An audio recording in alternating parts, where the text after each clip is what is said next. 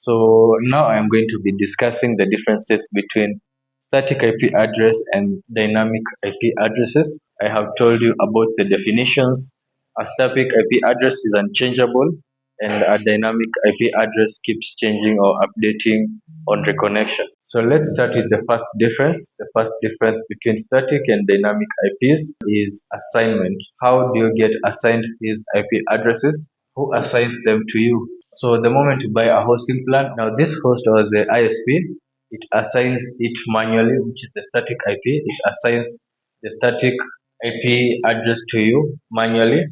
As long as you pay for it, you are the one who owns it. It does not keep changing. You don't need to keep hopping around. There are no surprises that come in between.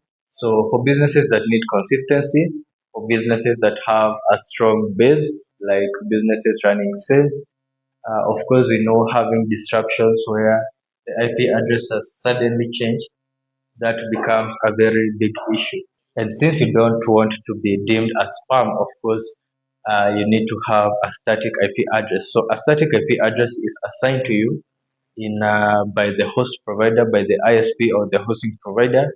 And as long as you keep paying for it, you are the one who owns it too. Now, a dynamic IP is much more different because it's somehow like QE.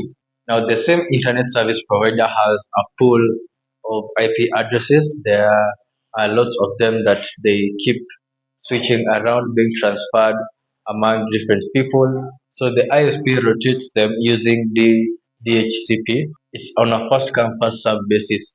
So the moment I log on to maybe my device on the internet, or the moment I need an IP for myself, it will be assigned on a first come first serve basis. So you get the IP that is currently available. It will be assigned to you, and you will use it for a certain period of time, which you call the lease time. So after the lease time has ended, of course, your IP address can be reassigned to you. You can be reassigned the same IP address, or maybe you can get a completely different IP address than the one you had before.